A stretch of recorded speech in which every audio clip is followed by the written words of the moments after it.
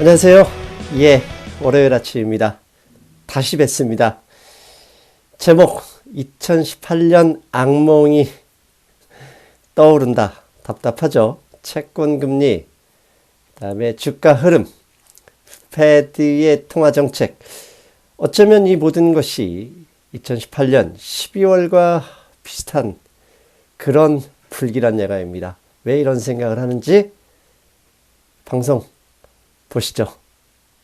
2018년 12월 증시 폭락이 재현되는가?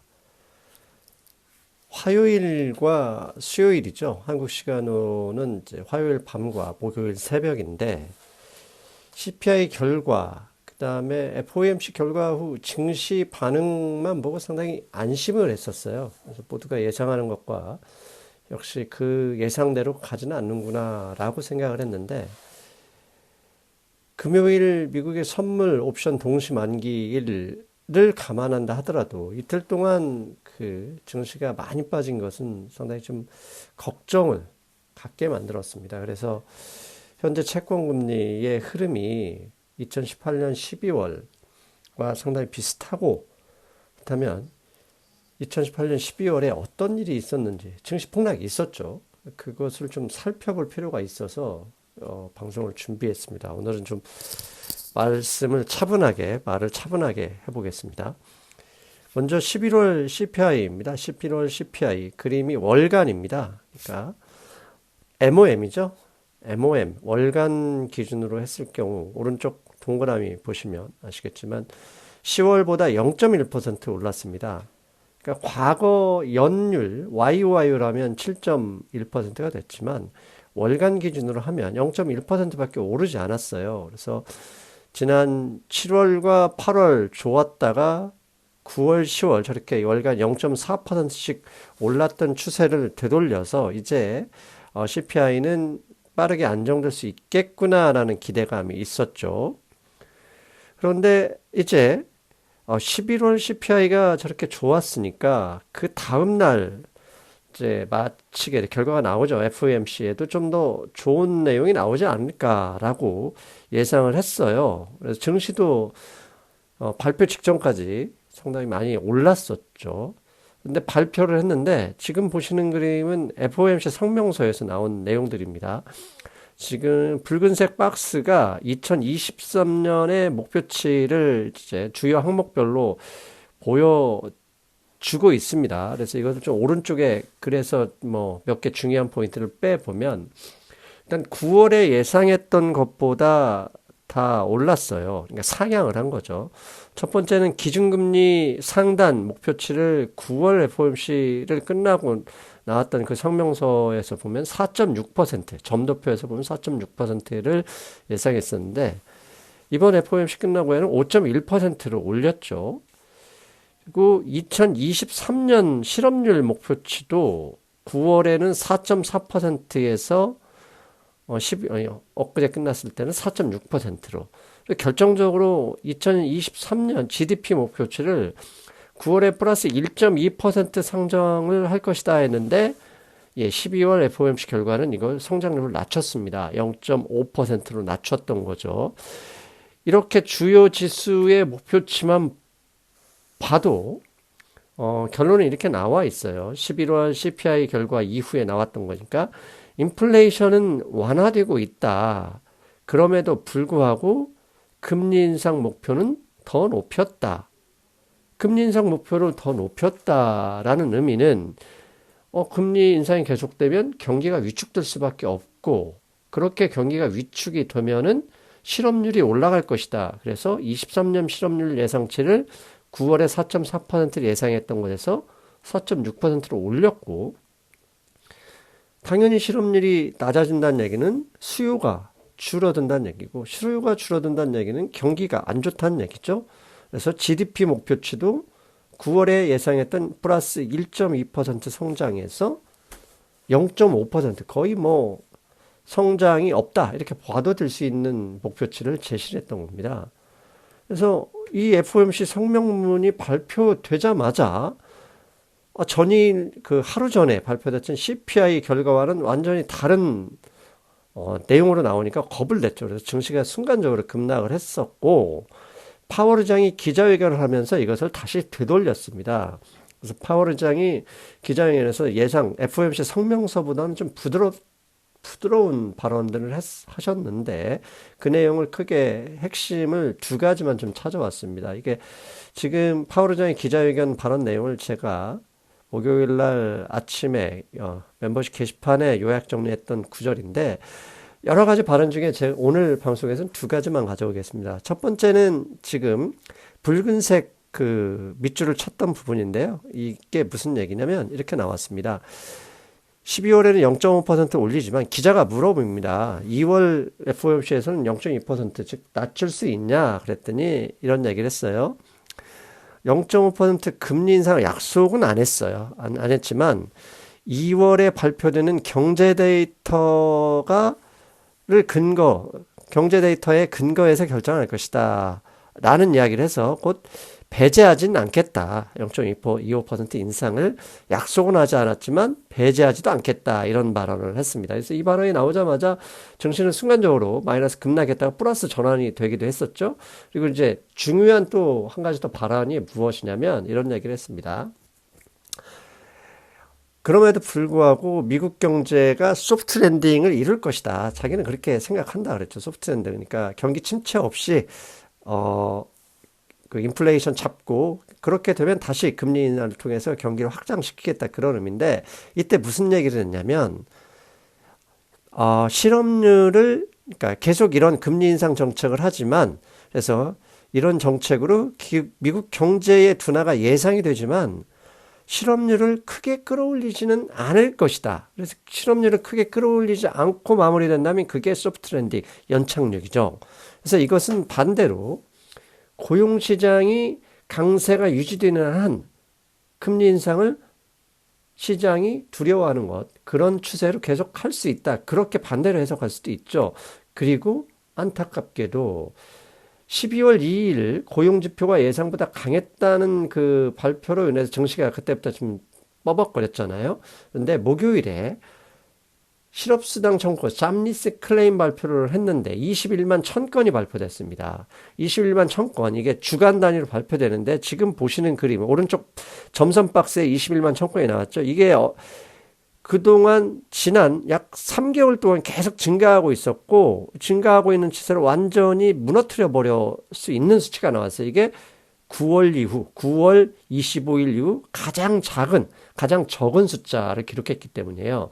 그래서 이러다가 그 전날 파월 의장이 고용시장이 강하는 한 계속하겠다는 의미로 말씀을 하셨는데 실업수당 청구 건수가 모두의 예상, 월가 예상치보다도 훨씬 더 작았어요.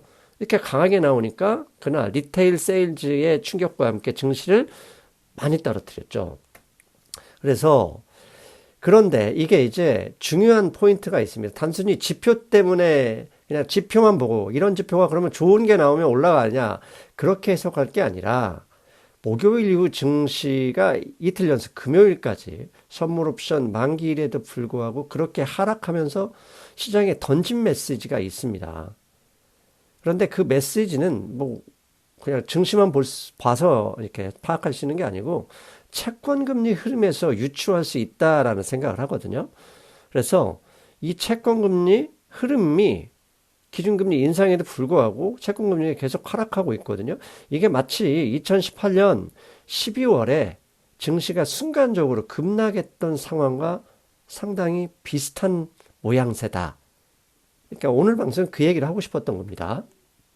그래서 이 채권금리 흐름은 2018년 12월에 채권금리가 떨어지면 증시를 억지로 폭락시킨 거죠. 왜?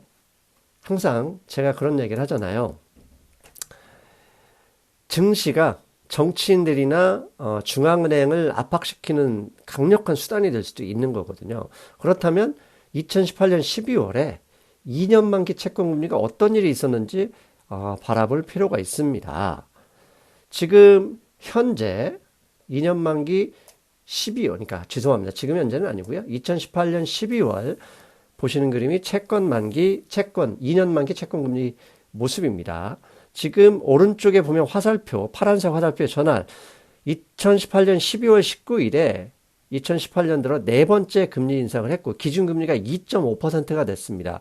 그리고 FOMC 성명분에 발표한 점도표를 보면 2019년에 2회를 0.25%씩 두 번의 추가 금리를 인상한다. 추가적으로 금리를 인상한다. 이렇게 나왔어요. 그런데 2년 만기 채권 금리는 원래 단기 금리를 가장 잘 대변한다. 이렇게 알려져 있잖아요. 근데 당시 12월 19일에 기준금리가 올려서 2.5%가 됐고 점도표에서 두 번 더 2019년에 올린다 그랬으면 3.6% 정도는 채권금리가 되어야 하는데 보시는 그림처럼 채권금리는 12월 31일까지 계속 빠졌습니다. 그래서 12월 31일 2년 만기 채권금리가 2.48%, 당시 기준금리인 2.5%보다 낮았고 2019년에 2회 임상을 감안하더라도 3.0%는 돼야 되는데 그 밑으로 떨어져 버렸던 거예요. 이게 되게 최근의 흐름과 비슷한 게 지금 보시는 그림은 현재 2년 만기 채권금리입니다. 지난 11월 7일 4.7% 고점을 찍은 이후에 금요일 2년 만기 채권금리 종가는 4.17%입니다. 12월 그러니까 지난주에 기준금리를 올려서 4.5%가 됐고 점도표에서도 2023년 금리 예상치를 5.1%로 제시했음에도 불구하고 2년 만기 채권금리가 4.17%로 빠져버린 거예요. 그렇다면 왜 기준금리보다 기준금리를 가장 잘 대변한다는 2년 만기 채권금리가 추가금리 인상 예고에도 불구하고 하락하고 있는가? 그것은 이렇게 말씀드렸죠. 금요일 그 신문을 보면 이제 경기 침체 예고다. 경기 침체 예고죠. 왜? 증시에서는 이미 채권 금리만 보면 더 현재 수준보다 더 올린다는 얘기는 미국 경제가 받아들이기 힘들다라고 아우성치는 것과 같은 의미입니다. 그렇다 보니까 이게 2018년에 어떤 일이 있었냐면 금리 제발 좀 오르면 안 돼. 지금 현재 그 당시 2018년 12월 2.5%도 힘들어. 그런데 2019년에 두 번 더 올려?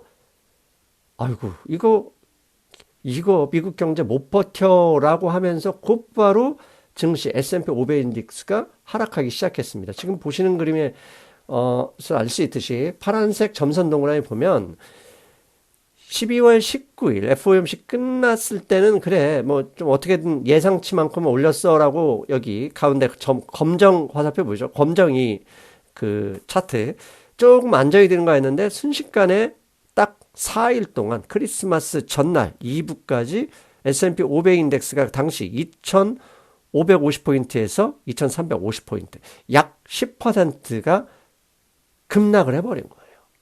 그러면 진짜 채권금리와 이렇게 채권금리가 금리 인상에도 불구하고 S&P 500 인덱스와 함께 순식간에 떨어졌는데 그 당시에 파월 의장이 어떤 발언을 했는지 신문을 찾아보면 이런 얘기를 했어요.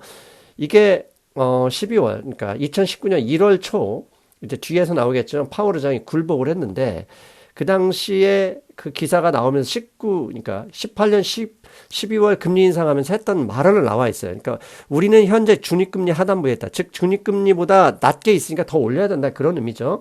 그러면서 시장이 힘들다고 한지 그건 잘 모르겠고 그거 뭐 하더라도 기존의 점진적인 금리 인상 기준을 유지하고 QT 보유자산 축소 프로그램에도 변화를 주지 않겠다. 그래서 그 당시 기자회견에서 그 유명한 발언, 오토파일럿 발언을 하면서 증시 앞에서 보여드렸던 것처럼 순식간에 그 다음 날부터 시간차를 두고 S&P 500 인덱스가 10% 폭락을 해버렸던 거예요. 그런데 이렇게 폭락하자마자 오토파일럿이야. 우리 금리 계속 올릴 거야 라고 했던 파월 의장이 지금 2019년 1월 5일 신문기사입니다. 1월 5일 새벽 6시니까 1월 5일 한국 시간으로는 새벽에 파월 의장이 연설을 했는데 매년 1월 초에는 1월 5일에는 전미경제협회에서 중앙은행 총재인 파월 의장을 초대해서 발언을 합니다. 증시가 앞서서 그렇게 순간적으로 폭락하자 그분은 파월 의장은 발언을 바꿔버린 거예요. 뭐라고? 부유자산 축소 변경 축소 정책 변경에 주저하지 않겠다. 뭐 금리도 경제가 나빠진다면 올리는 걸 중단하겠다. 통화 정책에 인내심을 가지겠다라면서 증시가 파월 의장을 굴복시켜 버린 겁니다. 그래서 결국 최근의 기준금리 인상에도 불구하고 채권 금리가 계속 떨어지고 있는 것은 2018년 12월에 채권 금리가 증시에 보냈던 경고와 비슷하다.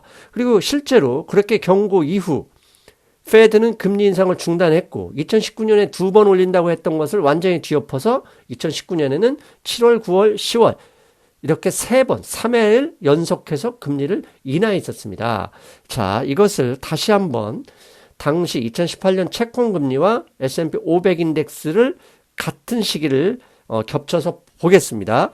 지금 왼쪽은 2년 만기 채권 금리고요. 오른쪽은 S&P 500 인덱스입니다. 화살표 밑에 화살표가 아니라 점선 보이시죠? 점선. 2018년 12월 19일 FOMC 끝나고 채권 금리가 잠깐 반등했다가 그대로 꼬꾸라지죠. 꼬꾸라짐과 함께 동시에 오른쪽에 S&P 500 인덱스도 크리스마스 이브까지 순간적으로 마이너스 10% 정도 급락을 해버렸습니다. 그래서 증시가 이렇게 물리적으로 정치인들이나 그다음에 파월 등 중앙은행들을 이렇게 물리적인 압력을 가하는 가장 좋은 수단은 증시 폭락이죠. 그래서 혹시라도 2018년이나 19년에 일어났던 것처럼 내년 1월 5일 파월 의장 연설이 있거든요. 그리고 FOMC 2월 초까지 시간이 너무 멀어요. 그런 상태에서 계속 금리 인상을 주장하는 연준 의장단들이 나와준다면 증시는 더 하락할 수도 있거든요. 그래서 혹시 현재 상황이 2018년, 19년 초에 보여준 것처럼 22년, 23년에도 혹시 반복되지 않을까 이런 걱정이 되는 거예요. 지금까지 예상은 제가 항상 긍정적으로 보고 결국 물가는 잡힌다. 그래서 물가가 잡히면 금리 인상 속도를 감속하고 결국은 중단으로 갈 것이다 라고 봤는데 감속을 했지만 중단은 멀었어 라고 하면서 증시가 이틀 동안 겁났잖아요. 그런데 현재 2년 만기 채권 금리와 S&P 500 인덱스를 좀 같이 놓고 봤어요. 네, 지금 파란색 점선이 2년 만기 채권 금리가 올라가지 못하고 떨어지기 시작한부터 S&P 500 인덱스를 보여준 건데 500 인덱스 일단 저 밑으로 내려왔습니다. 그리고 만약에 2년 만기 채권 금리 금요일 종가가 4.17인데 4% 밑으로 떨어지고 3.9나 8까지 내려온다면 과거 2018년처럼 S&P 500 인덱스가 저 밑에까지 전 저점연 3,500포인트 즉 지금부터 약 10% 정도 추가 하락할 여지가 개연성이 있다 이런 생각을 하는 거예요. 즉 증시가 만약 현재 경제 상황에서 파월 의장을 비롯한 당신들 계속 금리 올리면 우리 하락으로 내 엿을 한번 먹여버릴 거야. 각오에 이렇게 메시지를 던지는 게 아닐까? 사실 그게 겁나는 거예요.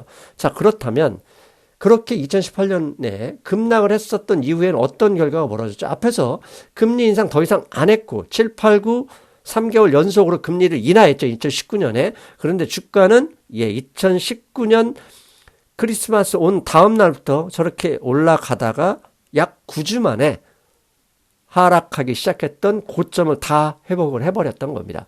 차라리 그렇다면 좀 고통스럽긴 하지만 차라리 2018년처럼 증시가 파월 의장의 1월 5일 전미경제협회에서 연설하기 전까지 더 강하게 빠져버려서 연준 위원들 파월 의장을 굴복시키는 게 낫지 않을까. 그래야 이 모든 사태의 원인인 금리 인상을 중단시키지 않을까. 이렇게 유추를 해봤습니다. 아무튼 연말까지 오르면 좋습니다. 제 예상이 틀리면 무조건 좋고요. 근데 혹시라도 하락한다면 2018년, 19년 초에 재연이 아닐까. 그에 대한 대비가 필요하지 않을까 싶어서 방송을 준비했습니다. 네.